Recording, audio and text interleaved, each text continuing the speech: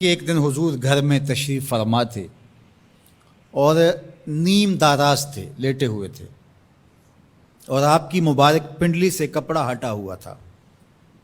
مرد کا پردہ گھٹنوں سے لے کر کے ناف تک ہے۔ فاستاذن ابو بکر فاذن لہ، تو حضرت ابو بکر رضی اللہ تعالیٰ عنہ آئے، حضور نے کہا آ جائیے۔ وہو تلک الحال، اور آقا کریم اسی حالت میں بیٹھے ہوئے تھے۔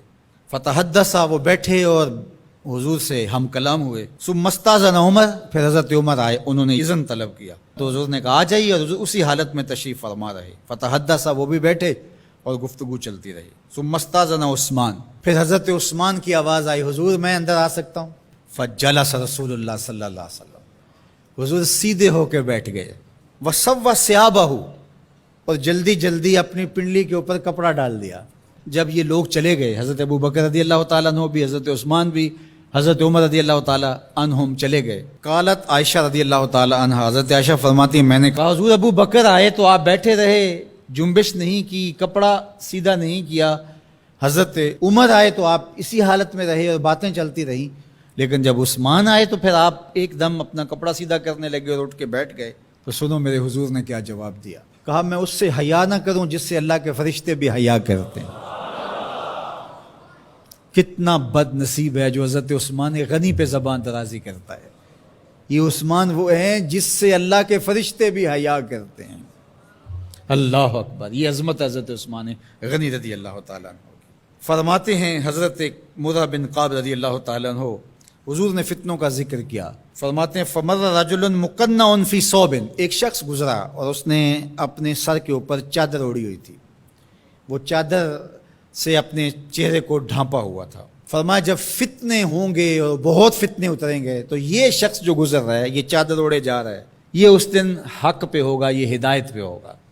مرہ بن قاب کہتے ہیں میں دوڑا کہ میں دیکھوں یہ خوش نصیب کون ہے، تو جب نیڑے ہو کے دیکھا تو حضرت عثمان غنی رضی اللہ تعالیٰ، کیا تو میں نے حضرت عثمان غنی کے سر کو پکڑ کے حضور کی جانب ان کا رخ پھیرا۔ فقلت ھذا، میں نے کہا حضور یہ؟ کالا نام، کہا ہاں یہی۔ حضور نے حضرت عثمان غنی رضی اللہ تعالیٰ عنہ کی طرف اشارہ کر کے کہا جب فتنے بہت زیادہ ہو جائیں گے تو یہ شخص اس فتنوں کے زمانے میں مظلوماً شہید کیا جائے گا۔ تو حضرت عثمان غنی رضی اللہ تعالیٰ عنہ پر 40 دن تک پانی بن رہا، اپنے گھر میں معصور ہو کے رہ گئے، سخت اذیتیں کاٹیں۔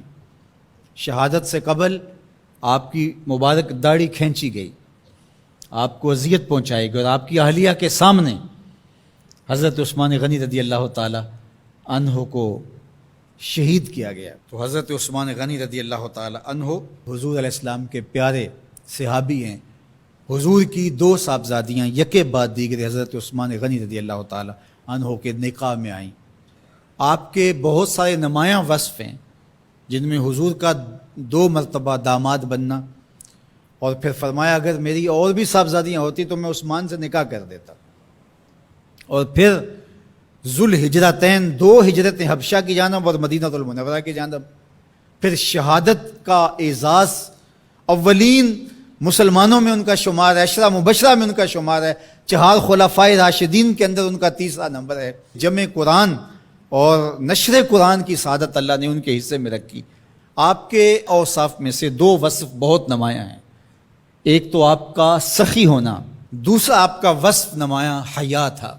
تو آج حضرت عثمان غنی رضی اللہ تعالیٰ عنہ کی ان صفتوں کو، حیا کو اپنے کلچر میں فروغ دینے کی ضرورت ہے، اپنی معاشرت میں فروغ دینے کی ضرورت ہے۔